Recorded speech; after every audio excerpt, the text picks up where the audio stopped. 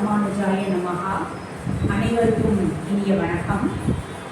சுவாமி ராமானுஜருக்கு தன்னுடைய ஆச்சாரியர்களாலும் தன்னுடைய சீடர்களாலும் மிகுந்த பெருமை உண்டு அப்படின்னு பொதுவாக சொல்வது உண்டு.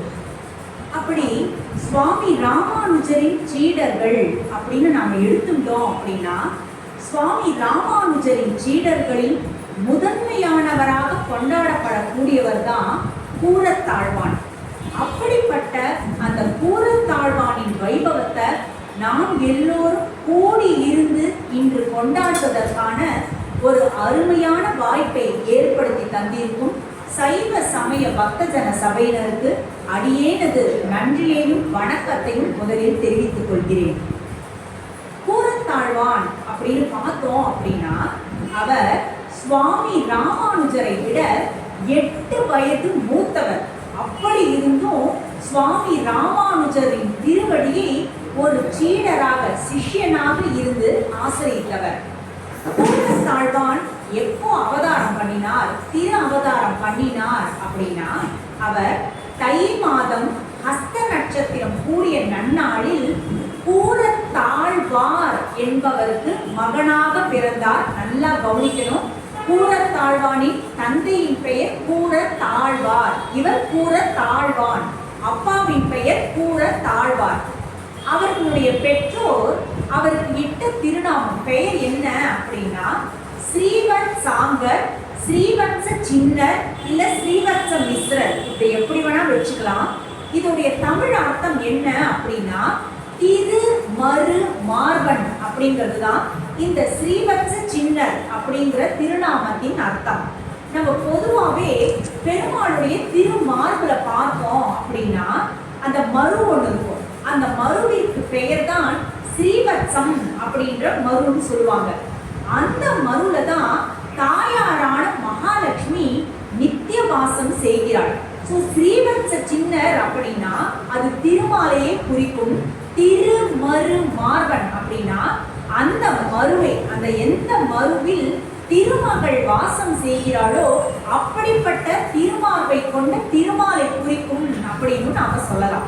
பொதுவாகவே பகவான் என்ன பண்றார் அப்படின்னா, பூலோகத்தில் இருக்கக்கூடிய நம்மை போன்ற சராசரியான ஜீவாத்மாக்களை உய்விக்கணும், உயர்வடைய செய்யணும் அப்படிங்கிறதுக்காகவே ஸ்ரீ வைகுண்டத்தில் இருக்கக்கூடிய தன்னுடனேயே வாழக்கூடிய, அதாவது நித்திய சூரிகளை ஆழ்வார்களாக அவதாரம் பண்ண வச்சார். ஒண்ணு நித்திய சூரிகள் ஆழ்வார்களாக பிறப்பார்கள். அப்படி இல்லை அப்படின்னா பகவானிடம் இருக்கக்கூடிய பஞ்சாயுதங்கள், இந்த 5 விதமான ஆயுதங்களையும் ஆழ்வாராக திரு அவதாரம் புரிய வைத்தார் திருமால். இப்போ பார்த்தோம் அப்படின்னா பெரியாழ்வார கருடாழ்வாரின் அம்சம் அப்படின்னு நம்ம பொதுவாக சொல்வது உண்டு. இதே கூரத்தாழ்வானை நாம எடுத்துட்டோம் அப்படின்னா சாட்சாத் அந்த பகவானே திருமாலே கூரத்தாழ்வானாக அவதாரம் பண்ணார். அதுதான் இந்த கூரத்தாழ்வானின் வைபவத்திற்கு இருக்கக்கூடிய மிக சிறந்த பெருமை அப்படின்னு சொல்லலாம். பொதுவாக பெரியோர்கள் ஒரு விஷயத்தை சொல்வார்கள். அது என்ன அப்படின்னா, திருமாலின் பெருமையை ஒருவரால் சொல்லிவிட முடியவே முடியாது. அப்படி ஒருவேளை திருமாலின் பெருமையை சொல்லி முடிக்க முற்பட்டாலும் தாயாரான மகாலட்சுமியின் பெருமையை ஒருவராலும் சொல்லி முடிக்கவே முடியாது அப்படிம்பாங்க. ஒருவேளை அப்படி பெருமாளின் பெருமையையும் சொல்லி முடித்து தாயாரின் பெருமையையும் சொல்லி முடித்து விட்டால் கூட எம்பெருமானார் என்று அழைக்கப்படக்கூடிய சுவாமி ராமானுஜரின் பெருமையை மட்டும் முழுவதுமாக ஒருத்தரால் சொல்லி விடவே முடியாது அப்படின்னு சொல்லுவார்கள். ஆனா இதெல்லாம் தாண்டி ஒருவேளை பெருமாளின் பெருமையையும் சொல்லி முடிச்சிட்டோம், தாயாரின் பெருமையையும் சொல்லிட்டோம், சுவாமி ராமானுஜரின் பெருமையையும் சொல்லிட்டோம் அப்படின்னா கூட கூரத்தாழ்வானின் பெருமையை மட்டும் ஒருவரால் சொல்லி முடிக்கவே முடியாது என்று பெரியோர்கள் அறுதியிட்டு கூறுவார்கள். அப்படிப்பட்ட பெருமை வாழ்ந்தவர் தான் கூரத்தாழ்வார். இந்த கூரத்தாழ்வானாக யார் அவதாரம் பண்ணினா அப்படின்னா, பெருமாளே திரு அவதாரம் பண்ணினார் அப்படின்னு நான் சிறிது நேரம் முன்னாடி சொன்னேன். ஏன் அப்படி பகவானே கூரத்தாழ்வானாக திரு அவதாரம் பண்ணினார் அப்படின்னா, பகவான் ஒவ்வொரு அவதாரம் எடுக்கும் பொழுதும் சரி, யுகங்கள் மாற்றி யுகங்கள் பற்பல யுகங்களா பெருமாள் வரும் பொழுதும் சரி, அந்த பகவானோடு கூடவே யார் வருவா அப்படின்னு பார்த்தா ஆதிசேஷன் வருவார். என்ன காரணம் அப்படின்னா, பெருமாளுக்கு ஏதோ ஒரு விதத்தில தான் கைங்கரியம் பண்ணணுன்றதுக்காகவே ஆதிசேஷன் பெருமாளோடு கூடவே வருவாராம். கிருதயுகத்துல பார்த்தோம் அப்படின்னா ஆதிசேஷன் பகவானுக்கு கொடையாகவும் அந்த பெருமாளின் திருவடிக்கு கீழே இருக்கக்கூடிய நிலையான பாதுகையாகவும் வந்து கைங்கரியம் பண்ணாராம். அடுத்தது திரேதாயுகத்தை எடுத்துட்டோம் அப்படின்னா பகவான் ஸ்ரீராமராக திரு அவதாரம் பண்ண பொழுது அந்த ஆதிசேஷன் லக்ஷ்மணனாக வந்து திரு அவதாரம் பண்ணி பெருமாளுக்கு கைங்கரியம் பண்ணாராம். சரி, துவாபர யுகத்தை எடுத்துட்டோம் அப்படின்னா பகவான் கிருஷ்ணராக திரு அவதாரம் பண்ணினார் அப்படின்னா உடனேயே பலராமனாக வந்து அந்த ஆதிசேஷன் கைங்கரியம் பண்ணார். பகவான் பார்த்தார், இப்படி நாம எந்த அவதாரம் எடுத்தாலும் இந்த ஆதிசேஷன் நம் கூடவே வந்து கைங்கரியம் பண்றார், அவருக்கு திரும்ப நாம் ஒரு கைங்கரியம் பண்ண வேண்டும்னு சங்கல்பித்துக் கொண்டானாம் பகவான். அதனால திருமாலுக்கு நன்னா தெரியும், கலியுகத்துல அந்த ஆதிசேஷன் தான் சுவாமி ராமானுஜராக திரு அவதாரம் செய்ய போகிறார்.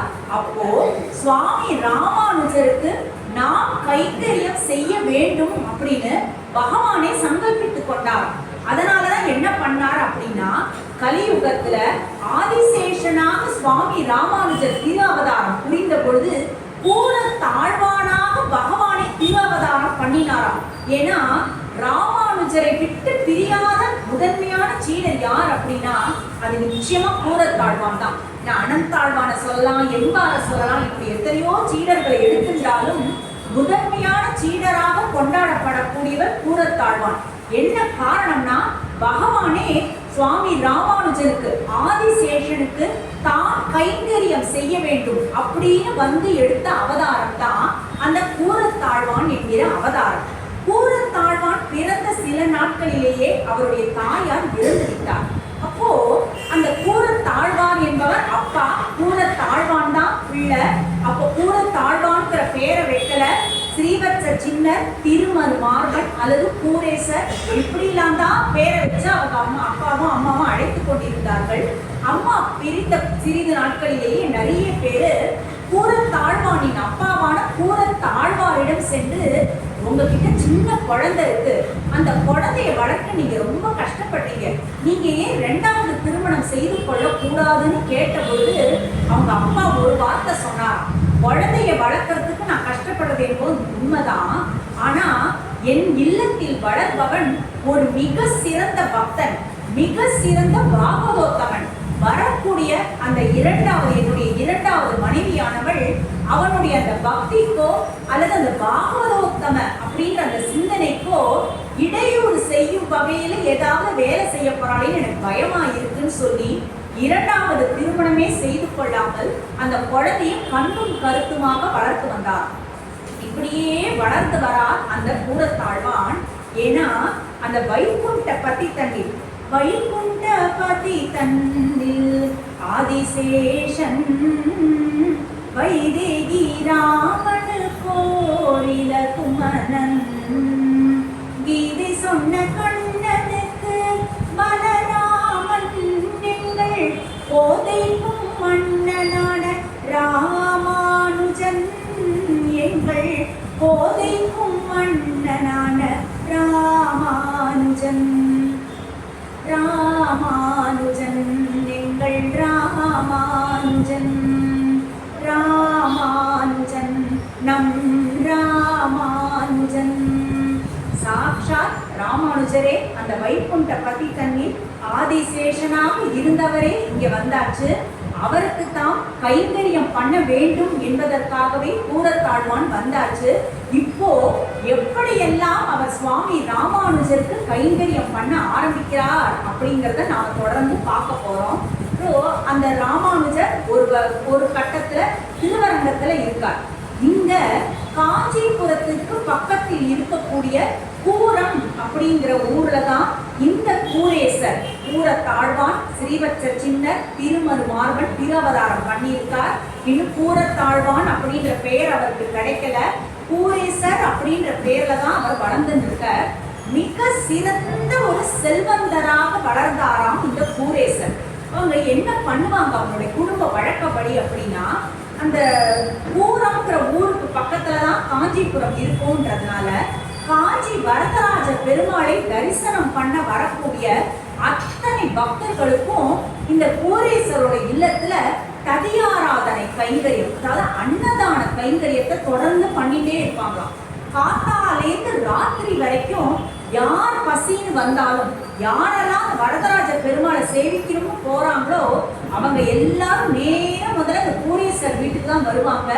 அவர்களுடைய இல்லத்துல வாரி வாரி அனைவருக்கும் அறுசுவை உணவை தடியாராதனையாக கொடுத்து வந்தார்கள். அந்த கூரேசருடைய அப்பாவே மிக சிறந்த செல்வந்தர் அப்படின்றதுனால அவங்க அப்பா பண்ணிட்டு இருந்த அந்த திருப்பணியை இவர் தொடர்ந்து செய்கிறார். ஒரு நாள் இப்படி இவங்க செய்து கொண்டிருக்கிறார்கள். அந்த காஞ்சிபுரம் வரதராஜ பெருமாள் கோயில்ல பெருமாளும் தாயாரும் ராத்திரி ஏகாந்தமா இருந்துன்ற சமயம் அவர்களுக்கு திரு ஆலவட்ட கைங்கரியம், அதாவது இந்த விசிறி வீசக்கூடிய கைங்கரியத்தை பண்ணக்கூடிய மிகச்சிறந்த பாகவதோத்தமரான திருக்கட்சி நம்பிகள் அந்த கைங்கரியத்தை பண்ணிட்டு இருக்க, பெருமாளும் தாயாரும் ஏகாந்தமாக சன்னதியில் இருக்க, அவர்களுக்கு பக்கத்தில் திருக்கட்சி நம்பிகள் இருந்து கொண்டு விசிறி கைங்கரியத்தை பண்ணிட்டு இருக்கார். அப்போ நிசப்தமா இருக்கு இந்த இடமே. திடீர்னு டமான்னு எங்கிருந்தோ கதவு சாத்தக்கூடிய சத்தம் கேட்டுதான். அந்த கதவுல இருந்த மணிகளுடைய சத்தங்களும் அதோட பிரமாதமா ஒலிச்சுதான். உடனே பெருமாள் கேட்டாராம் திருக்கட்சி நம்பிகளை பார்த்து, இது என்ன, நம்ம கோயில் கதவா சாத்தப்பட்டிருக்கு, இன்னும் எனக்கு அரவண பாயசம் கூட நைவேத்தியம் பண்ணலையே அப்படின்னு பெருமாள் கேட்டாராம். உடனே தாயாரும் கேட்டானா, ஆமா இது என்ன நம்ம கோயிலா என்ன அப்படின்னு கேட்டதும் திருக்கட்சி நம்பிகளுக்கு தான் அந்த வரதராஜ பெருமாளிடமும் பெருந்தேவி தாயாரிடமும் பேசக்கூடிய ஒரு பாக்கியம் பெற்றிருந்தார். அவர்கிட்டதான் பெரும்பாலும் தாயாரும் பேசுவா.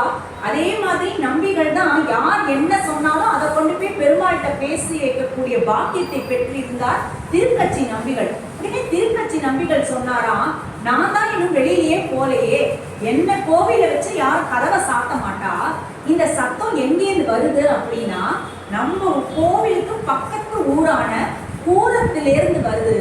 அந்த கூரம்ன்ற ஊர்ல கூரேசர்ன்ற மிகப்பெரிய செல்வந்தர் இருக்க, அவருடைய இல்லத்துல இருக்கிற கதவெல்லாம் பெருசு பெருசா இருக்கும். அது மட்டும் இல்ல, அந்த கதவுல எல்லாம் இருக்கக்கூடிய மணிகள் இருக்கே அது அதோட பலமா ஜோரா இருக்கும்.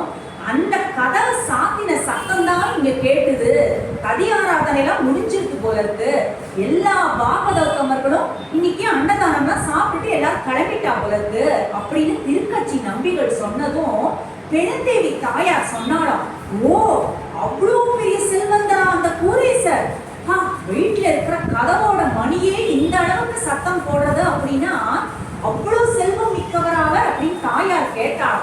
அப்ப திருக்கட்சி நம்பிகள் சொன்னாராம், ஆமாம் செல்வந்தர் தான், ஆனா செல்வம் உடையவன் நான் அப்படிங்கிற கர்வம் துளியும் இல்லாதவர் அந்த திருமரு மார்பன் கூரேசர் அப்படின்னு திருக்கட்சி நம்பிகள் சொன்னார். அப்புறம் நினைச்சுட்டார், அடுத்த நாள் காலம் காத்தாலும் ஓடி போய் கூரேசர்கிட்ட இந்த விஷயத்த சொல்லணும். தாயாரும் பெருமாளுமே உங்களை பத்தி புகழ்ந்து பேசினாலும் நம்ம சொல்லணும். அப்ப கூரேசர் ரொம்ப சந்தோஷப்பட்டு போயிடுவாரு திருக்கட்சி நம்பிகள் நினைச்சுட்டார். அடுத்த நாள் காலை வந்தது. ஓடின திருக்கட்சி நம்பிகள் கோவிலுக்கு வரத்துக்கு முன்னாடி கூரேசருடைய இல்லத்திற்கு போய், கூரேசா ஒரு விஷயம் தெரியுமா, நேற்று தாயாரும் பெருமாளும் உண்மை பத்தி தான் பேசிட்டு இருந்தார் அப்படின்னு சொல்றார். கூரேசர் பயந்து போயிட்டாராம். நான் ஏதாவது தப்பு பண்ணிட்டேனா, ஏதாவது அபச்சாரப்பட்டுட்டேனா, எதற்காக தாயாரும் பெருமாளும் என்ன இந்த அடியேனை பத்தி பேசுறான்னு கேட்ட பொழுது திருக்கட்சி நம்பிகள் சொன்னாரா, உன்னுடைய செல்வத்தை பற்றி புகழ்ந்து தாயார் பேசினான்னதும் உடனே கூரேசருக்கு அழுகையா வந்துதான். எதற்காக நீ அழறன்னு கேட்ட பொழுது, என்கிட்ட இருக்கக்கூடிய முக்கியமான செல்வமா எது இருக்கணும் தெரியுமா, என்னை எல்லாரும் என்னன்னு சொல்லி கொண்டாடணும் தெரியுமா, சுவாமி ராமானுஜன் திருவடி அப்படிங்கிற செல்வத்தை உடையவன் கூரேசர்னு சொல்லணுமே தவிர, இந்த பணம், இந்த கதவு, இந்த இவ்வளோ பெரிய மாளிகையில் வாழக்கூடியவன் அந்த கூரேசர், அவங்க வீட்டு கதவை சாத்தினா 10 மைல் தூரத்துக்கு அப்புறம் இருக்கிற கோவில்ல வந்து அது ஒலிக்கும் செல்வத்தின் அடையாளம் எனக்குள்ள இருக்கக்கூடாது. சுவாமி ராமானுஜரின் திருவடியை மட்டுமே சரணமாக செல்வமாக கொண்டு பற்றியவர் இந்த பூரேசர்ங்கிற பேரு தானே எனக்கு இருக்கணும். இந்த செல்வம்லாம் யார் அளித்தது? அந்த தாயார் அளித்த பிச்சை அல்லவா? தாயாரே இந்த செல்வத்தை பத்தி சொல்றா அப்படின்னா அந்த ஒரு பெருமைக்கு எனக்கு சற்றும் அருகதை அற்றவன் நான் அப்படின்னு சொல்லிட்டு என்ன பண்ணார் அப்படின்னா, பூரேசர் அன்னிக்கே அவருடைய மனைவியின் பெயர் பூரத்து ஆண்டாள் அம்மா அப்படின்னு பேரு. மனைவியை அழைத்தார். நமக்கு இந்த எந்த செல்வமும் வேண்டாம், இந்த இருக்கக்கூடிய அத்தனையையும் நம்ம எல்லாருக்கும் தானம் பண்ணிட்டு சுவாமி ராமானுஜரின் திருவடியை நோக்கி புறப்படுவோம் அப்படின்னு புறப்படுறார். தங்கிட்ட இருக்கக்கூடிய அத்தனை தனம் அத்தனையையும் தானியங்கள்னு எல்லாரையும் அழைத்து அத்தனையையும் மற்றவர்களுக்கு தான தர்மமாக வழங்கிவிட்டு கிளம்பிடுறார். ராமானுஜர் இருக்கக்கூடிய ஸ்ரீரங்கத்தை நோக்கி காஞ்சிபுரத்தை கிளம்பிடுறாங்க. அப்போ இரவு நேரம் வருகிறது. அந்த காஞ்சிபுரத்திலேருந்து ஸ்ரீரங்கம் போகும் பொழுது அந்த இரவு நேரத்துல மதுராந்தகத்தை கடந்து போறாங்க. மதுராந்தகம் அப்ப அடர்ந்த வனப்பகுதியா இருக்குதான். அப்போ அந்த பூரேசரோட மனைவி கேட்கிறா, எனக்கு பயமா இருக்கு, இந்த இருட்டெல்லாம் பார்த்தா எனக்கு பயமா இருக்கு, நாம வேணா ராத்திரி இங்க கொஞ்சம் தங்கிட்டு நாளை காத்தால திரும்பி ஸ்ரீரங்கத்தை நோக்கி போவோமேன்னு சொன்ன பொழுது பூரேசர் சொல்றாராம், உனக்கு மடியில கனம் இருந்தா தானே பயம் இருக்கணும், நாமளும் எல்லாத்தையும் கொடுத்துட்டு வந்தாச்சு, நீ எதற்காக யாரை பார்த்து பயப்படுறேன்னு கேட்ட பொழுது அந்த மனைவி சொன்னாலாம், எல்லாத்தையும் கொடுத்துட்டேன், ஆனா நீங்க தினமும் ஒரு தங்க வட்டில சாப்பிடுவேன் இல்லையா, அந்த தங்க வட்டில நீங்க சாப்பிட்றதுக்கு வேணுமேன்னு அதை மாத்திரம் நான் மடியில கட்டி எடுத்து வந்திருக்கேன்னு சொன்னதும் கோபப்பட்டாராம் பூரேசர்.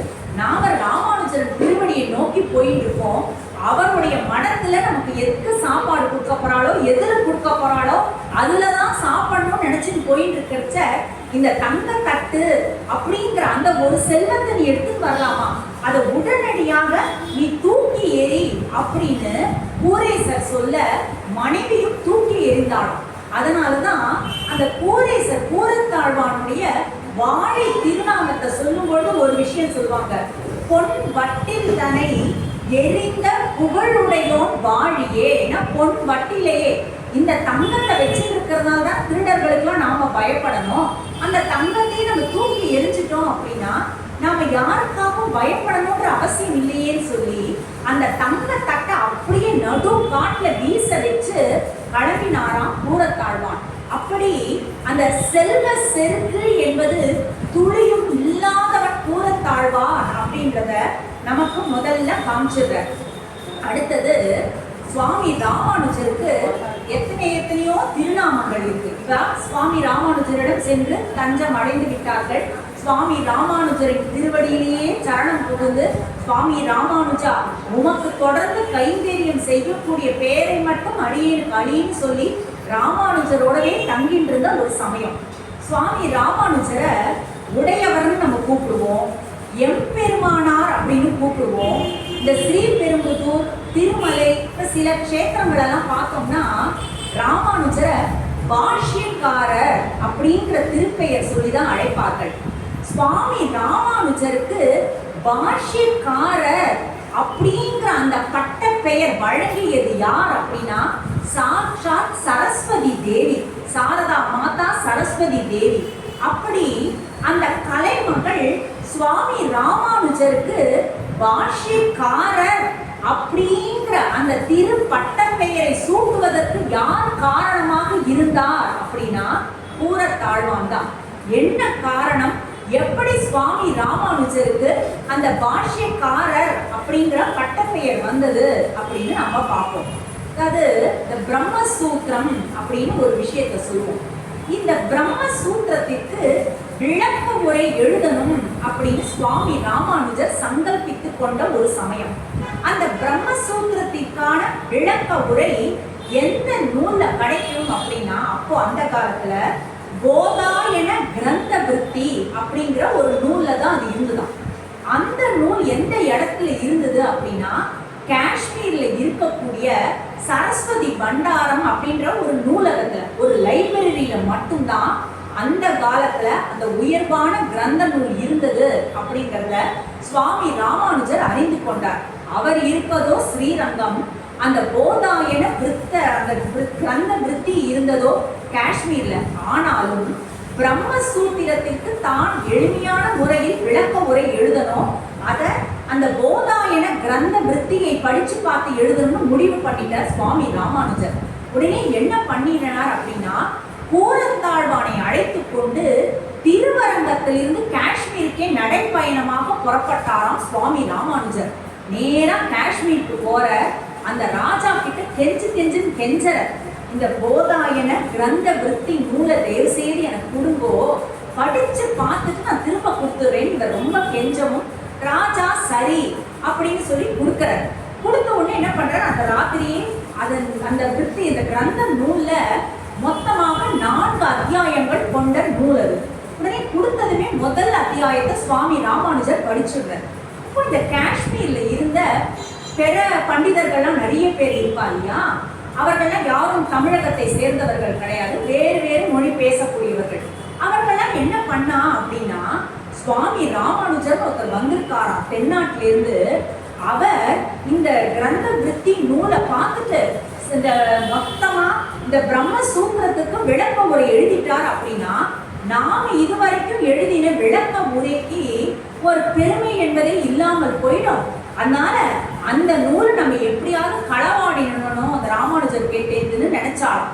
நினைத்ததோடு மட்டும் அல்லாமல் நிறைய கயவர்களெல்லாம் உண்டு பண்ணி எப்படியாவது ராத்திரி இந்த ராமானுஜர் தூங்குவ, அப்போ அந்த போதாயன கிரந்த விருத்தி நூலை எப்படியாவது எடுத்து வந்துருங்கோன்னு சொல்லி மற்ற பண்டிதர்கள்லாம் ஒரு வேலை பண்ணாங்க. அந்த மொத்தம் 4 அத்தியாயம் சுவாமி ராமானுஜர் முதல் அத்தியாயத்தை படிச்சுட்டு தூங்கிடுற. அப்போ தூங்கின சமயம் ரொம்ப ஒரு நடுநிசி ஏர்லி மார்னிங்ல இந்த திருடர்கள்லாம் வந்து அவர்கிட்ட இருந்த அந்த கிரந்த நூலை எடுத்துட்டே போயிடுறாங்க. ராமானுஜருக்கு என்ன பண்றதுன்னே தெரியல. திரும்பவும் போய் அரசனிடம் அந்த நூலை எனக்கு திருப்பி கொடுங்கோ, நான் திருப்பி படிச்சுட்டு தரேன்னு கேட்கறதுக்கு மனசு இல்லை. ஏன்னா ஒரு தரம் தான் கொடுத்துருக்கா, பத்திரமா திருப்பி கொடுக்கணும்னு சொல்லிதான் அரசர் சொல்லியிருக்கார். அப்படிங்கும் பொழுது இன்னும் ராமானுஜருக்கு என்ன பண்றதுன்னு தெரியாம அழுதார். உடனே கூரத்தாழ்வான் ராமானுஜரிடம் வந்து சொல்ற, கையை கூப்பிட்டு, ஆச்சாரியனே என்னை மன்னிச்சிருங்கோ அப்படின்ற. ஏன் என்ன மன்னிக்கணும்னு கேட்ட பொழுது கூரத்தாழ்வான் சொல்றாராம், சுவாமி நான் ராத்திரி என்ன பண்ணேன் அப்படின்னா, அந்த புக்ல இருக்கக்கூடிய 2, 3, 4 அத்தியாயங்களை நான் படிச்சு நான் மொத்தமாக கிரகித்தும் விட்டேன், மனப்பாடமும் செஞ்சுட்டேன். அதனால அந்த நூல் போயிட்டே களவாடப்பட்டுட்டேன், நீங்க கவலைப்படாதீங்க. அந்த மீறி இருக்கக்கூடிய அந்த அத்தியாயங்களை நான் காஷ்மீர்லயே சொல்லவா இல்ல ஸ்ரீரங்கத்துல வந்து சொல்லவான்னு கேட்டாராம் கூரத்தாழ்வான். சந்தோஷப்பட்டு போயிட்டாராம் சுவாமி ராமானுஜர். நான் ஸ்ரீ பாஷ்யம் அப்படிங்கிற ஒரு நூல் ராமானுஜர் இயற்றியும் மிகப்பெரிய கிரந்த நூல்னா அது ஸ்ரீ பாஷ்யம். அதுதான் இந்த நூல். ஸ்ரீரங்கத்துல வந்து கூரத்தாழ்வான் அந்த போதாயன கிரந்த விருத்தியிலிருந்து தான் படிச்சதை சொல்ல சொல்ல சொல்ல சொல்ல ராமானுஜர் அந்த விஷயங்களுக்கு அர்த்தம் சொல்ல அதை அப்படியே கூரத்தாழ்வான் ஏடுபடுத்தினாராம். அப்படி வந்ததுதான் ஸ்ரீ பாஷ்யம். இப்படிப்பட்ட ஒரு ஸ்ரீ பாஷ்யத்தை ராமானுஜர் ஏற்றிட்டாரே அப்படின்னு தான் சரஸ்வதி ஆனவள், காஷ்மீர்லயே இருக்கக்கூடிய அந்த தேவியானவள் ராமானுஜரை பார்த்து ஸ்ரீ பாஷ்யக்காரரேன்னு கூப்பிட்டா. அப்போதான் அந்த சுவாமி ராமானுஜருக்கே ஸ்ரீ பாஷ்யக்காரர் அப்படிங்கிற திருநாமம் திருப்பெயரே கிடைச்சது. அதற்கு காரணமாக இருந்தது கூரத்தாழ்வான் அந்த விருத்தியை எல்லாம் மனப்பாடம் பண்ணி சுவாமி ராமானுஜரிடம் சொன்னதுதான். சரி, சுவாமி ராமானுஜருக்கு பாஷ்யக்காரர் அப்படின்ற பட்டம் பெறுவதற்கு கூரத்தாழ்வான் காரணமாக இருந்தார்னு தெரிஞ்சோம். கூரத்தாழ்வானுக்கு கூரத்தாழ்வான் அப்படிங்கிற திருநாமம் எப்படி ஏற்பட்டது, யாரால் ஏற்பட்டது அப்படின்னா, அந்த கூரத்தாழ்வான்ற திருப்பெயர் காரணமாக இருப்பது சாக்ஷாத் சுவாமி ராமானுஜர் தான். ஏன்னா அது வரைக்கும் அவரை கூரேசர் அப்படின்னு தான் பலரும் அழைப்பது வழக்கம். திருவரங்கத்துல கூரேசர் இருந்த சமயம் அவர் எல்லா வித்தியிலையும் ரொம்ப சிறந்து விளங்குறார் அப்படின்றது சுவாமி ராமானுஜருக்கும் நல்லாவே தெரியும். ஒரு முறை சுவாமி ராமானுஜருடைய சிஷ்யர்கள்லாம் என்ன பண்ணினா அப்படின்னாக்க, ராமானுஜரிடம் வந்து தங்களுக்கு திருவாய்மொழி மொழியை கத்துக்கணும் அப்படின்னு கேட்ட பொழுது ராமானுஜர் சொன்னாராம், என்னை விட கூரேசர் திருவாய்மொழிக்கான அர்த்த விசேஷங்களை ரொம்ப அழகா சாதிப்பார் அப்படின்னு சொல்லி கூரேசரை அழைத்தார். அழைத்து, இதோ பாருப்பா, இந்த சீடர்களுக்கெல்லாம் திருவாய்மொழியின் அர்த்த விசேஷங்களை நீ கொஞ்சம் அருளு அப்படின்னு கேட்ட பொழுது கூரேசர் ரொம்ப மிகப்பெரிய பாக்கியம் சுவாமி, அடியேனுக்கு இதை விட பெரிய பாக்கியம் கிடைக்குமா அப்படின்னு சந்தோஷப்பட்டு, நாளையிலிருந்து இந்த சீடர்களெல்லாம் வர சொல்லுங்கோ, அடியேனுக்கு தெரிந்த அளவுல திருவாய்மொழி காலக்ஷேபத்தை நடத்துறேன் அப்படின்னு சொன்னார். அடுத்த நாள் சீடர்களும் போயிட்டா. சுவாமி ராமானுஜர் அந்த இடத்துல வரல. சீடர்கள் பணிந்து நிற்கிறார்கள். கூரேசர் ஆரம்பிக்கிறார்.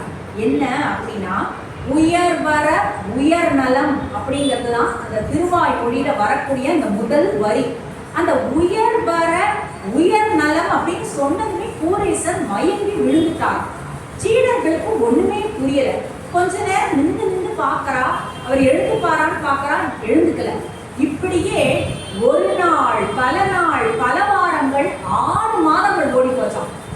தினம் சீடர்கள் வருவார்கள். உடனே கூரேசர் அவர்களை எல்லாம் அழைத்து, உயர்வர உயர்நலம் உடையவன் எவனவன் அப்படின்னு அந்த ஆரம்பிக்கிற அந்த பதத்தை சொல்லும் பொழுதே மயங்கிடுவார். உடனே ஒரு நாள் சுவாமி ராமானுஜர் இந்த சீடர்களை எல்லாம் அழைத்து கேட்டார், என்னப்பா கூரேசர் கிட்ட நீங்க எல்லாரும் திருவாய்மொழியில நிறைய பாசுரங்களெல்லாம் படிச்சிருப்பேளே, எவ்வளவு பாசுரங்கள் இதுவரைக்கும் ஆயிருக்கு அப்படின்னு கேட்டபொழுது சீடர்கள் சொன்னார்களாம், இதுவரை ஒரு பாசுரம் ஒரு வரி கூட ஆகல. என்ன காரணம்னா, கூரேசர் முதல் வரிய சொன்னதுமே என்னன்னே தெரியல, அவர் மயங்கி விழுந்துறார், ஏன்னு எங்களுக்கு புரியல அப்படின்னு சீடர்கள்லாம் சொல்றாங்க. உடனே சுவாமி ராமானுஜரும் வந்து பார்க்கிறார். வந்து கேட்கிறார் கூரேசர்கிட்ட, என்னப்பா என்ன ஆச்சு, ஏன் திருவாய்மொழியில முதல் வரிய சொல்லும் பொழுதே நீ மயங்கி விழுந்துற அப்படின்னு கேட்ட பொழுது கேட்டுட்டு சொல்றாராம், உயர்வர உயர்நலம் அதுல என்னப்பா இருக்கு அப்படின்னதுமே கூரேசர் சொல்றாராம், நிறுத்துப்போ சுவாமி, அந்த வரியை கேட்டாலே எனக்கு என்னமோ பண்றது. ஏன்னா பகவான் சமஸ்த கல்யாண குணங்கள், எவ்வளவு கல்யாண குணங்கள் நிறைந்த கருணை உள்ளம் கொண்டவனா இருக்கார் இந்த பகவான். ஆனா இந்த பகவானுடைய முழு பெருமையையும் தெரிந்து கொள்ளாமல் பகவான் எனக்கு இதை பண்ணல அதை பண்ணல அப்படின்னு பகவானை குறை சொல்லி எவ்வளவு பேர் எப்படியெல்லாம் பேசுறா. இந்த பகவானுடைய இந்த திரு கல்யாண குணங்களை நினைத்து பார்க்கும் பொழுதே நான் மயக்கம் விட்டுடுறேன் அப்படின்னாராம் கூரேசர். உடனே சிரிச்சுட்டாராம் சுவாமி ராமானுஜர். நம்மாழ்வாரும் இப்படிதான் பண்ணுவார். இந்த திருவாய்மொழி சொல்லிட்டே இருக்கும் பொழுது 6 மாத காலம், 3 வாட்டி 6 மாத காலம் மயங்கி விழுந்தார். பகவானுடைய கல்யாண குணங்களை நினைச்சு, நீங்களும் ஆழ்வார் மாதிரியே இருக்கீர், அவரோ ஆழ்வார் ஆழ்வார், பகவானுடைய கல்யாண குணத்தில் ஆழ்வார், அதனால் அவர் ஆழ்வார், நீங்களும் ஆழ்வார் தான். ஆனா உங்களை நான் ஆழ்வார்னு அழைக்க ஆரம்பிச்சுட்டேன் அப்படின்னா அந்த ஆழ்வாருக்கும் உங்களுக்கும் வித்தியாசம் தெரியாது. ஆழ்வார் அப்படின்னாலே நம்ம ஆழ்வார் தான், நம்ம தனித்தனியா சொல்லணும்னு அவசியமே இல்லை. ஆழ்வார் அப்படின்னு சொல்றோம்னா அது நம்ம ஆழ்வாருக்கு மட்டுமே பொருந்தக்கூடிய விஷயம்.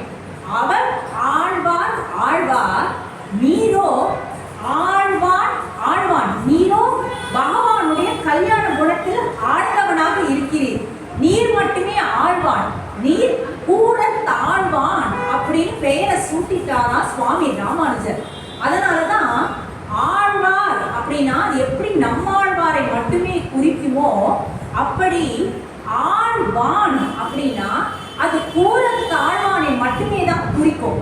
அன்னிலிருந்து தான் இந்த கூரேசர் கூரத்தாழ்வானாக மாற ஆரம்பித்தார். அன்னிலிருந்து ஆழ்வான் ஆழ்வான் அப்படின்னாலே கூரத்தாழ்வானை மட்டுமே தான் குறிக்கக்கூடிய ஒரு விஷயமாக மாறியது. ரொம்ப செல்வ செருக்கு என்பது கூரேசரிடம், கூரத்தாழ்வானிடம் எப்படி இல்லையோ அதே மாதிரி கல்வி செருக்கு என்பதும் கூரத்தாழ்வானிடம் துளி அளவும் இல்லையாம். இது நிறைய அவருடைய வாழ்க்கையை எடுத்துட்டோம் அப்படின்னா நிறைய இடங்கள்ல துளி கூட கல்வி செருக்கு என்பதே இல்லாதவன் நான் அப்படிங்கிறத உணர்த்தி இருக்காரு. இதற்கு ஒரு விஷயத்த சொல்லலாம் அப்படின்னா, ஸ்ரீரங்கத்துல கூரத்தாழ்வான் இருந்த ஒரு சமயம், ரொம்ப ஒரு மகா வித்வான், எல்லா விதமான கிரந்தங்களையும் படித்து திருவரங்கத்திலேயே மிகச்சிறந்த வித்வான் அப்படின்னு எல்லோரோடும் புகழப்படக்கூடிய ஒரு வித்வான் இருந்தார். அவர் என்ன பண்ணார், கூரத்தாழ்வானிடம் வந்து, கூரத்தாழ்வானே, நான் எல்லா கிரந்தங்களையும் படிச்சு நான் வந்து கற்று மேதாவி ஆகிவிட்டேன். ஆனா ஒரே ஒரு கிரந்தம் மட்டும்தான் அடியனுக்கு தெரியாது, அதை நீங்க சொல்லி தருவேடா அப்படின்னு கேட்ட பொழுது கூரத்தாழ்வான் சொன்னாரா, அதற்கு என்ன சுவாமி, தாராளமாக சொல்லி தரேனே, அந்த கிரந்தம் எனக்கு தெரியும், நாளையிலிருந்து நீங்க அந்த புத்தகத்தை மாத்திரம் எடுத்துன்னு வாங்கோ அப்படின்னு சொன்னார். அப்போ அந்த மகா வித்வான் சொல்றாரா, உங்ககிட்ட நான் பாடம் பயின்றேன் அப்படின்றத இந்த ஊர்ல இருக்கிறவாள்லாம் பார்த்தா என்ன கேவலமா நினைச்சுப்பா, ஏன்னா மகா பண்டிதன் இவர் சொல்லிக்கிற நாமளாம புகழறோம், ஆனா அவர் போய் கூரத்தாழ்வான்ட்ட பாடம் படிக்கிறாரேன்னு எல்லாரும் சொல்லுவாளே, அதை நினைச்சா எனக்கு சங்கடமா இருக்கு அப்படின்னு அந்த மகா வித்வான் சொன்ன பொழுது கூரத்தாழ்வான் சொன்னாராம், கவலையை வெறுக்கும், நீங்க காவேரி கரையோரம் வாங்கோ, ஒரு மரத்துக்கு நிழல்ல நாம உட்காந்துப்போம், நூலை நீங்க எடுத்துட்டு வாங்க, நான் சொல்லித்தரேன் உங்களுக்கு, யாராவது ஒருவேளை அந்த பக்கம் வராங்களா அப்படின்றத நான் பாக்குறேன், அப்படி யாராவது வர்றது எனக்கு தெரிஞ்சது அப்படின்னா டக்குன்னு அந்த நூலை உங்களிடம் இருந்து நான் வாங்கி என் வழியில் வைத்துக் கொள்கிறேன். அப்போ அங்க பாக்குறவாள் என்ன நினைச்சுப்பா, ஓ மகா வித்வான்னா மகா வித்வான் தான், இவர் கூரத்தாழ்வானுக்கே பாடம் நடத்துறாரே அப்படின்னு உங்களை தான் புகழ்வா அப்படின்ட்டு சொன்னாராம் கூரத்தாழ்வான். அதே மாதிரியே நடந்ததாம். அந்த மகா வித்வான் பாடம் பயில்வதற்காக புத்தகத்தோடு வருகிறார். கூரத்தாழ்வான் பாடம் நடத்திட்டே இருக்கார். அப்போ அந்த ஊர்ல இருக்கிற சில பேர்லாம் வரும்பொழுது டக்குனு கூரத்தாழ்வான் என்ன பண்ணார் அப்படின்னா, அந்த வித்வானிடம் இருந்து அந்த புத்தகத்தை வாங்கி தான் வச்சுட்டார். அப்ப பாக்குற ஆளுக்கு என்ன தெரிஞ்சதுன்னா, அந்த வித்வான் ஏதோ பாடம் நடத்துற மாதிரியும் வித்வானிடம் கூரத்தாழ்வான் பாடம் பயில்கிற மாதிரியும் இருந்ததாம். தான் படித்தவன் தன்னிடம் ஒருத்தன் மாணவனாக சேர்ந்திருக்கிறான் அப்படின்ற பெருமை கூட தனக்கு வரணும்னு நினைச்சுக்கல. அப்படி செல்வ செருக்கையும் கல்வி செருக்கையும் துறந்தவர் கூரத்தாழ்வான். அப்புறம் கருணை அப்படின்னா, கருணைக்கு இருப்பிடம் யார் அப்படின்னா சத்தியமாக அது கூரத்தாழ்வான தான் சொல்லணும். ஏன்னா ஒரு பாம்பு ஒரு தவளையை கவிட்டு போதுதான். அப்போ இந்த தவளை வந்து தன்னுடைய உயிர் போறதே நினைச்சு கதற சத்தத்தை கிட்ட அப்படி அழுதாராம் கூரத்தாழ்வான். இது மட்டுமே இல்லை, இன்னும் 2-3 விஷயங்களை சொல்வார். ஸ்ரீரங்கத்துல கூரத்தாழ்வான் நடந்து போயிட்டே இருக்க, அப்ப சுவாமி ராமானுஜரையும் பார்க்கிற. சுவாமி ராமானுஜரிடம், அதாவது வாய் பேச முடியாத, காது கேட்க முடியாத ஒரு நபர் வந்து கையை கூப்பிடுறாரா சுவாமி ராமானுஜரை பார்த்து.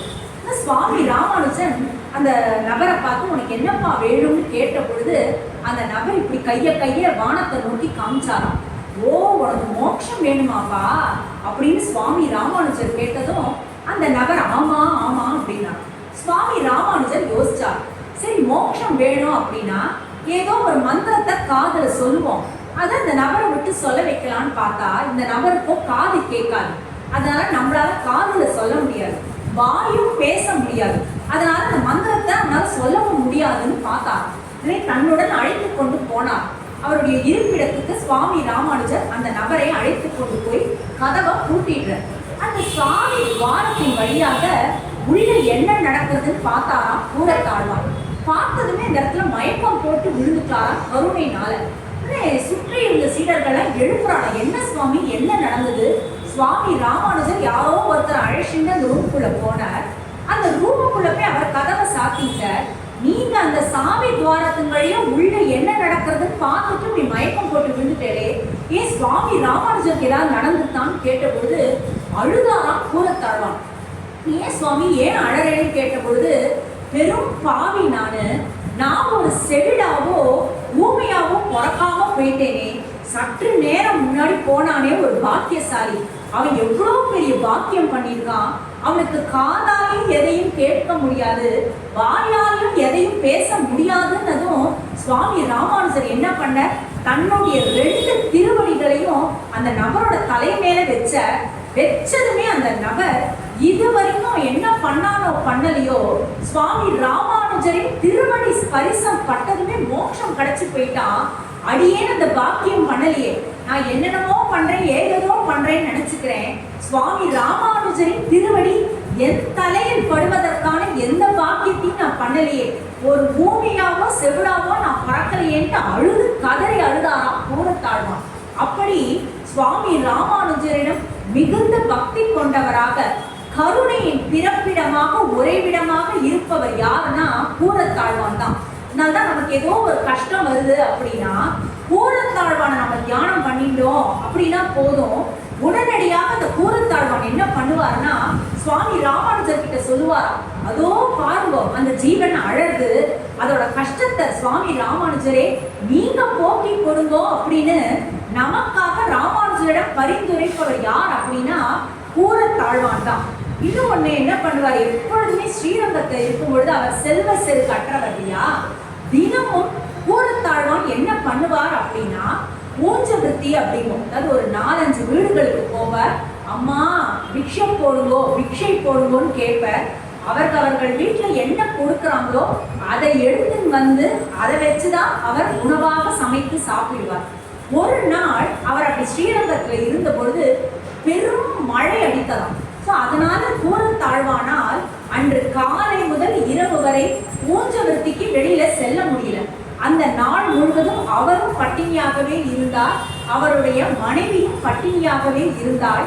இவர் என்ன பண்ணாரா, பிரபந்தமே போதும் என்னுடைய பசி அதிலேயே போயிடும் சொல்லி பிரபந்தத்தை சொல்லிட்டே இருந்தார்.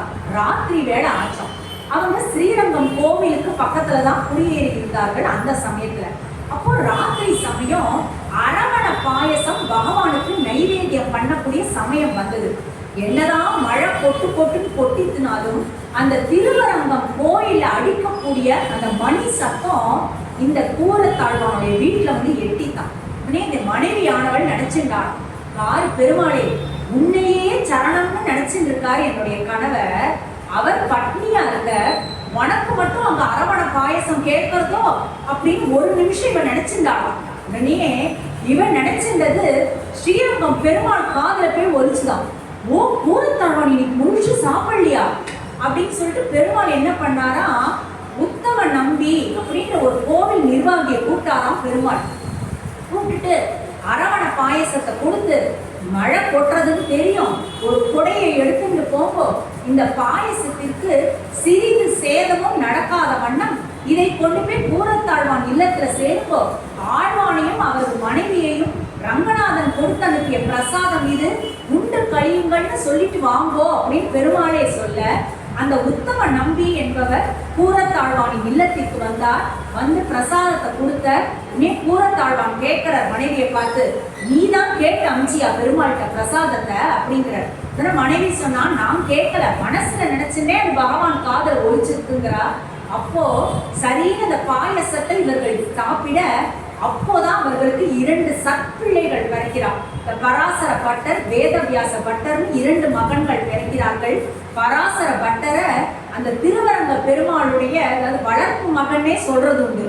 அப்படி ஒரு பகவான் பிரசாதத்தினால அவர்களுக்கு 2 மகன்களும் பிறந்த. அப்படி பெருமாள் என்ன பண்றார் அப்படின்னா, தன்னுடைய மிக தீவிரமான பக்தன் அப்படின்னா அந்த பக்தரை நோக்கி பகவானே வருவார். அதுவும் பெருமாளுடைய பக்தன் மட்டும் இல்லையே கூரத்தாழ்வான், ஆச்சாரிய பக்தி.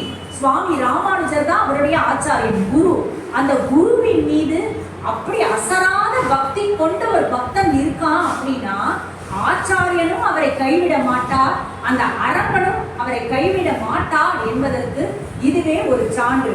இப்படி எத்தனையோ விஷயங்களை நாம் சொல்லிட்டே வரலாம். ஒரு முறை இவர்கள் எங்க இருந்தார்கள் அப்படின்னா சோழ தேசத்துல இருந்த சமயம், சுவாமி ராமானுஜர் கூரத்தாழ்வான் எல்லாருமே அந்த சோழ அரசன் எந்த இடத்துல இருக்கானோ அந்த இடத்துல இவர்கள் இருந்த ஒரு சமயம்.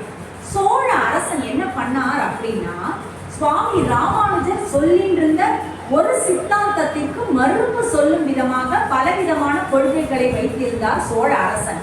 அவர் என்ன பண்ணார் அப்படின்னா, அவரிடம் நாலூரான் அப்படின்ற ஒரு மந்திரி இருந்தார். என்ன பண்ணாருன்னா, நாலூரானை அழைத்து, சுவாமி ராமானுஜரை இந்த அரசவைக்கு நீங்க தான் அழைச்சிட்டு வரணும், அழைச்சிட்டு வந்துட்டு நான் சொல்லக்கூடிய இந்த எழுதியிருக்க ஒரு ஓலையில அதுல சுவாமி ராமானுஜர் அதை ஒத்துண்டு கையொப்பம் இடணும் அப்படின்னு சோழ அரசர் சொல்றார். உடனே நாலூரான் செய்தியை அனுப்புறார். ஆனா கூரத்தாழ்வானுக்கு தெரியுது, ஏன்னா சோழ அரசன் சொல்லக்கூடிய அந்த சித்தாந்தம் என்பது சுவாமி ராமானுஜரால ஒத்துக்கொள்ள முடியாது. அதற்கு சுவாமி ராமானுஜர் மறுப்பு தெரிவிச்சிட்டார் அப்படின்னா சோழன் என்ன வேணா பண்ணுவான் சுவாமி ராமானுஜரை அப்படின்றது கூரத்தாழ்வானுக்கு நன்றாக தெரிந்துவிட்டது.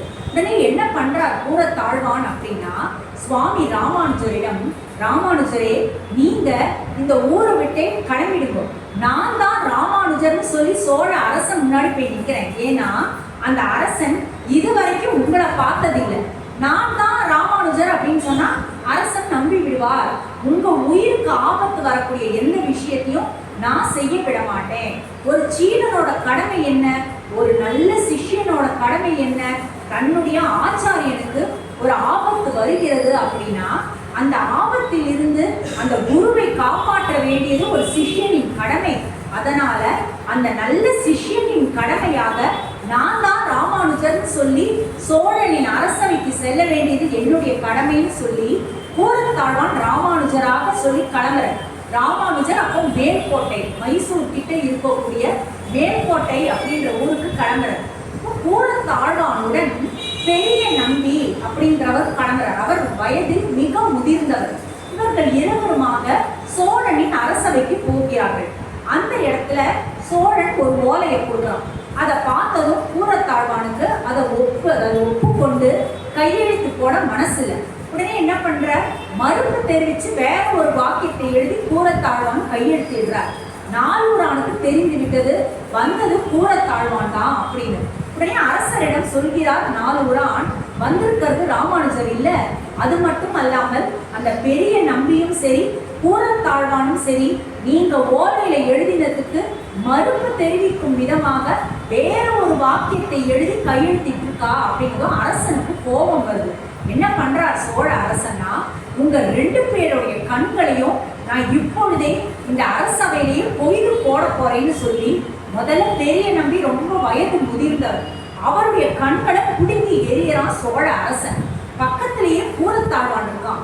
உன்னுடைய கை என் கண் மேல படக்கூடாது, இது சுவாமி ராமானுஜரால் கொடுக்கப்பட்ட தரிசனம், சுவாமி ராமானுஜரை மட்டுமே தரிசித்த புண்ணியமான கண்கள் இதுன்னு சொல்லி தன்னுடைய நகங்களாலேயே கூரத்தாழ்வான் தன்னுடைய கண்களை தானே பிரிந்து எழுத்தார்.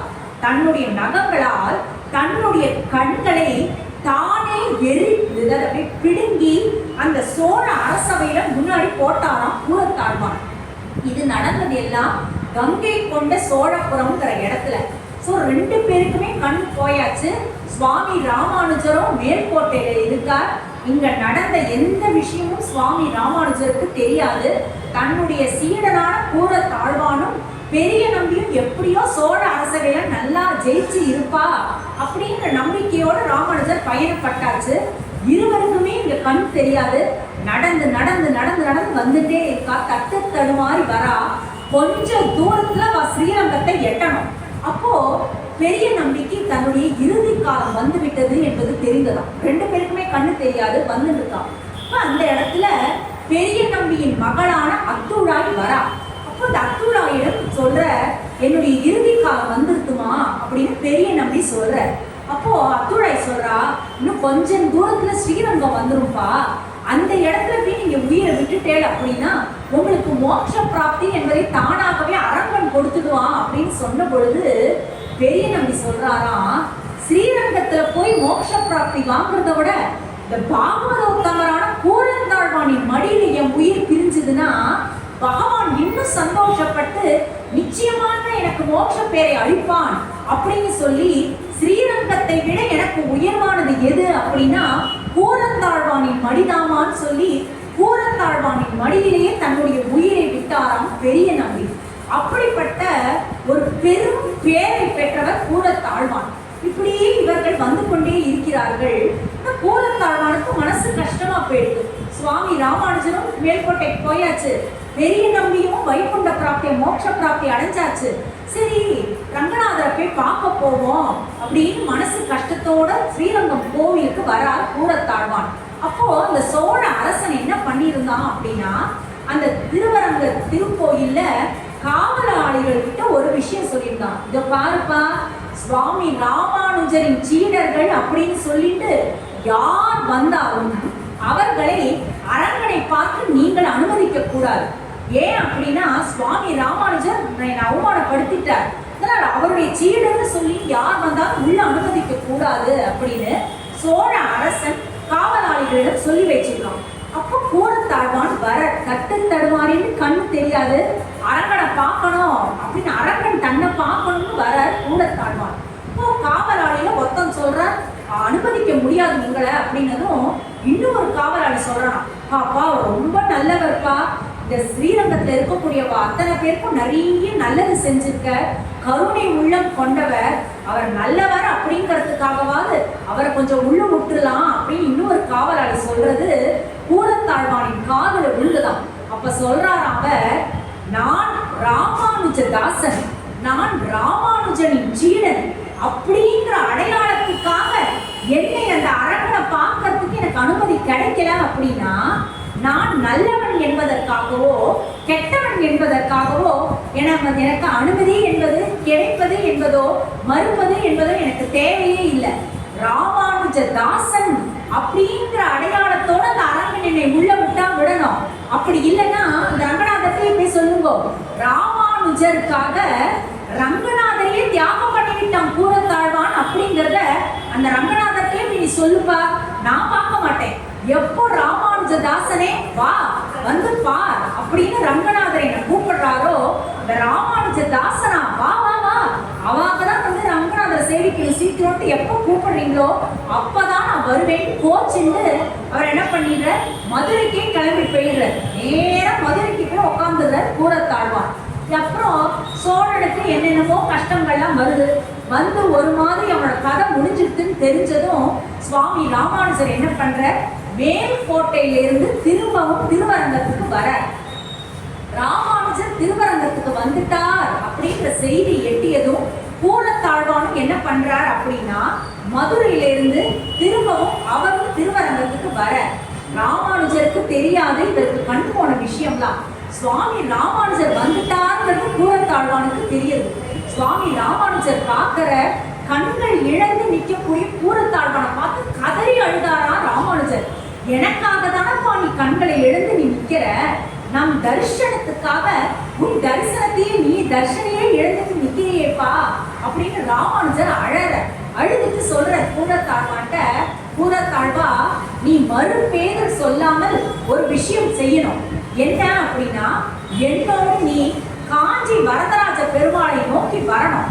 அந்த வரதராஜ பெருமாள் கிட்ட திரும்பவும் உனக்கு பார்வை கிடைக்க வேண்டும் என்று நீ விண்ணப்பிக்க வேண்டும் அப்படின்னு சுவாமி ராமானுஜர் சொல்ற. ஆச்சாரியனே குருவே, நீங்க ஒரு விஷயத்தை பண்ணணும்னு எனக்கு சொல்லிட்டீங்க, பணித்து விட்டீர்கள் அப்படின்னா உங்க வார்த்தைக்கு நான் மறுபேதும் சொல்ல மாட்டேன் அப்படின்னு சொல்லி கூரத்தாழ்வான் என்ன பண்ற, சுவாமி ராமானுஜர் அழைத்து செல்ல காஞ்சிபுரம் போற. அங்க வரதராஜ பெருமாள் முன்னாடி நிக்கிற. வரதராஜ பெருமாள் முன்னால நின்றுண்டு வரதராஜ ஸ்தவம் அப்படின்ற ஸ்லோகத்தை சொல்ற. இந்த வரதராஜ ஸ்தவத்தை சொல்லி முடிச்சதுமே வரதராஜ பெருமாள் பார்க்கிற, சொல்லுப்பா கூரத்தாழ்வா, உன்னுடைய ஸ்லோகத்தை கேட்டு எனக்கு ரொம்ப சந்தோஷம் ஆயிடுச்சு. உனக்கு என்னென்ன வரங்கள் வேணுமோ கேள், முதல் உனக்கு என்ன வரம் வேணும் கேள் அப்படின்னதும் கூரத்தாழ்வான் சொல்ற, இழந்த பார்வை எனக்கு வர வேண்டும் வரதராஜா அப்படிங்கிற. சரிப்பா உனக்கு பார்வையை தந்து விட்டேன் அப்படிங்கிற பெருமாள். நீ கொடுக்கிற பார்வை எனக்கு எதற்கு பயன்படணும் தெரியுமா? இந்த உலகத்துல இருக்கக்கூடிய அத்தனை விஷயங்களையும் நான் பார்க்கும்படி இந்த பார்வையை கொடுக்காதே.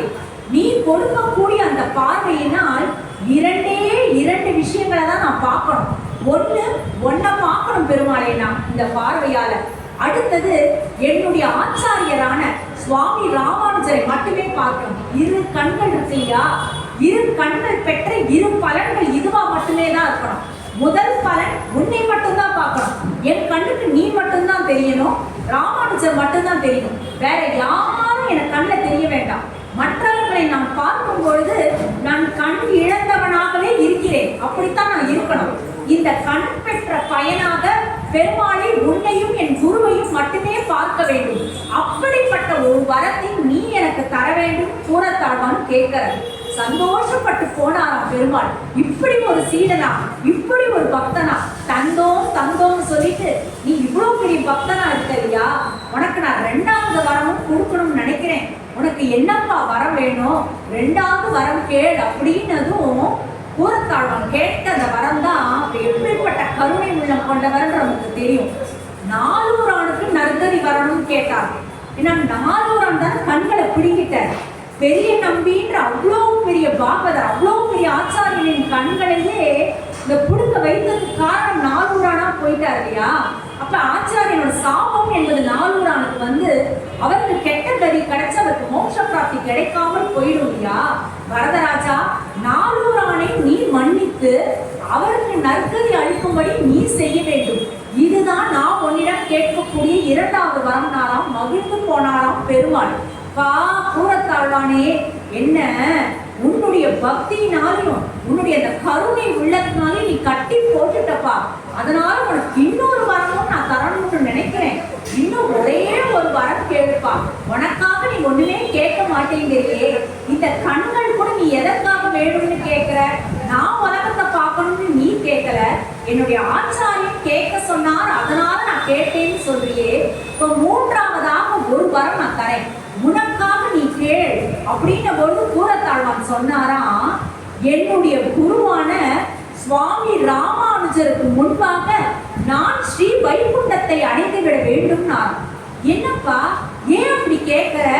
நீனோ ராமானுஜரை விட மூத்தவர், ஆனா ராமானுஜருக்கு சீடன் இல்லையா அப்படின்ன பொழுது, ஆமா என்னுடைய ஆச்சாரியன் இந்த வைகுண்டத்துக்கு வரதுக்கு முன்னாடி நான் அங்க போய் நின்றாதானே ஆச்சாரியனை நான் வரவேற்க முடியும். அவருடைய அந்த திருவடியில அந்த தீர்த்தத்தை குத்தி அபிஷேகம் பண்ணி அந்த ஸ்ரீபாத தீர்த்தத்தை நான் தலையில தெளிச்சுக்க முடியும். எங்கேயாலும் சுவாமி ராமானுஜர் எனக்கு முன்னாடி போயிட்டார் அப்படின்னா நான் அவரை வரவேற்க முடியாது. அவர் அல்லவோ எனக்கு முன்னாடி அங்க போய் என்னை வரவேற்பார். அது சரி கிடையாது. ஒரு சீடன் அல்லவோ ஒரு குருவை வரவேற்கணும். அந்த வாக்கியத்தை எனக்கு நீர் அளிக்க வேண்டும் வரதராஜான்னு கேட்டாராம். பெருமாள் அதையும் தந்தோம் அப்படின்னாராம். அது மட்டுமல்ல, பெருமாள் சொல்றாராம், யாரெல்லாம் கூரத்தாழ்வாரை நினைக்கிறார்களோ, யாரெல்லாம் கூரத்தாழ்வாரின் வைபவத்தை காதால கேட்கிறார்களோ, யாரெல்லாம் கூரத்தாழ்வார மனதால தியானிக்கிறார்களோ, வாழ்க்கையில் ஒரு முறையாவது கூரத்தாழ்வான் திருவடிகளே சரணம், கூரத்தாழ்வான் திருவடிகளே சரணம் யாரெல்லாம் தியானிக்கிறார்களோ அவர்களுக்கெல்லாம் என்ன ஆகும்னா, சுவாமி ராமானுஜரின் திருவடி சம்பந்தம் என்பது தானாகவே வந்து சேரும். கூரத்தானை தியானிப்பவர்களுக்கு சுவாமி ராமானுஜரின் திருவருள் திரு கடாட்சம் என்பது தானாகவே வந்து சேரும். அது மட்டுமல்ல, சுவாமி ராமானுஜரின் திருவடி சம்பந்தத்தை ஒருத்தர் பெற்றுட்டோம், சுவாமி ராமானுஜரின் திருவருளுக்கு நம்ம பாத்திரம் ஆயிட்டோம் அப்படின்னா நமக்கு மறுபிறவி என்பதே கிடையாது அப்படின்றது வரதராஜ பெருமாளே கொடுத்த வாக்கு. அப்படிப்பட்ட உயர்வான ஒரு கூரத்தாழ்வானின் வைபவத்தை தான் நாம எல்லாரும் இத்தனை நேரம் கொண்டாடி இருக்கோம் அப்படின்னா அதற்கு சாத்தியமானது சுவாமி ராமானுஜரின் திருவருளால் மட்டுமே தான். ஏன்னா எத்தனையோ விஷயங்களை நம்மளால பேச முடியும், ஆனா கூரத்தாழ்வானை பற்றி நாம் பேச வேண்டும், கூரத்தாழ்வானின் சன்னதியை நாம் பார்க்க வேண்டும். இப்ப ஸ்ரீரங்கத்துல போனோம் அப்படின்னா அங்க கூரத்தாழ்வானுடைய சன்னதி இந்த பெரிய பிரகாரத்தை விட்டு நம்ம பிரதட்சணம் பண்ணிட்டு வரைச்ச ஒரு ஓரத்துல இருக்கும். ஆனா அது எத்தனை பேர் கண்களுக்கு படுன்றதே தெரியாது. அந்த கூரத்தாழ்வான் சன்னதிக்குள்ள நம்ம போனோம் அப்படின்னா அங்க நிறைய இந்த படிக்கிற வயசுல இருக்கக்கூடிய குழந்தைகள்லாம் அங்க போவா. ஏன் அப்படின்னா கூரத்தாழ்வானை நாம் வணங்க வணங்க நல்ல புத்தி சாதுரியம், வாக்கு சாதுரியம், நல்ல சிந்தனை, நல் வாக்கு அப்படின்றதெல்லாம் தானாகவே கிடைக்குமா. ஆனா அந்த கூரத்தாழ்வானை நாம் தரிசிக்கணும் அப்படின்னா அது கூரத்தாழ்வானின் கரிசனத்தினால் மட்டுமே தான் நமக்கு கிடைக்கும். இன்னைக்கு நாம கூரத்தாழ்வான அனுபவித்து இருக்கிறோம். நேத்தி திருவாதிரை, நேத்தி ராமானுஜரோட நட்சத்திரம், இன்னைக்கு புனர்பூசம், இன்னைக்கு ராமரோட திருநட்சத்திரம். முதல்ல சொன்னேன் இல்லையா, திருமாலை தான் என்ன பண்ண கூரத்தாழ்வானாக வந்தார். நேத்தி ராமானுஜர், இன்னைக்கு புனர்பூசம், இன்னைக்கு ராமர்னா ராமரே வந்திருக்கலாம் கூரத்தாழ்வானா, கிருஷ்ணரே வந்திருக்கலாம் கூரத்தாழ்வானா. நேத்தி திருவாதிரையை ஒட்டி புனர்பூசம், ராமர் கூரத்தாழ்வான் வந்திருக்கலாம். இந்த இடத்துல நம்மளோட அமர்ந்திருக்கலாம். நம்மளை இன்னைக்கு அவனை ராமானுஜரே தான் என்னுடைய சீடனை பற்றி நீங்கள் பேசுங்கள் அப்படின்னு நம்மளை பேச வச்சிருக்க. அப்படி ராமானுஜரின் பரம கிருபா கடாட்சத்தால் கூரத்தாழ்வானின் பெருமையை, கூரத்தாழ்வானின் வைபவத்தை நாம் எல்லோரும் இன்னைக்கு கொண்டாடி இருக்கோம். இப்படிப்பட்ட ஒரு நல்ல ஒரு வாய்ப்பை அளித்த சைவ சமய பக்தஜன சபையினருக்கு மீண்டும் அடியேனது நன்றியையும் வணக்கத்தையும் தெரிவித்துக் கொண்டு விடைபெறுகிறேன். நன்றி, வணக்கம். ஸ்ரீமதே ராமானுஜாய நமஹா, ஸ்ரீமதே ராமானுஜாய நமஹா. மீண்டும் 13ஆம் தேதி வரக்கூடிய வியாழக்கிழமை ஒரு அற்புதமான உபன்யாசம் நமக்காக காத்திருக்கிறது. முனைவர் சிவ உமையார் பிரேமாவதி அவர்கள் வழங்கக்கூடிய எதற்காக அம்மன் வழிபாடு அப்படின்னு, அந்த அம்மனை ஆடி மாசம் இல்லையா, இன்னும் கொஞ்ச நாள் இருக்கு. அம்மனை நம்ம அவ்வளோ அழகாக கொண்டாடக்கூடிய ஆடி மாதம். இந்த மாதத்துல அம்மன் வழிபாட்டின் தொன்மையும் பலன்களும் அப்படிங்கிறத பத்தி அருமையாக பேச காத்திருக்கிறார்கள் முனைவர் சிவ உமையார் பிரேமாவதி அவர்கள். நாங்களும் அந்த அம்மன், அந்த ஆடி மாதத்தின் சிறப்பு, அம்மன் வழிபாட்டின் சிறப்பெல்லாம் தெரிஞ்சுக்கிறதுக்காக காத்துருக்கோம். அனைவரும் அவசியம் வந்து அம்மனையும் ஆடி மாதத்தையும் சேர்ந்து கொண்டாடணும்னு கேட்டுக்கொள்கிறேன். அனைவரும் வருக. மீண்டும் ஒருமுறை நன்றியையும் வணக்கத்தையும் தெரிவித்துக் கொண்டு விடைபெறுகிறேன். நன்றி, வணக்கம்.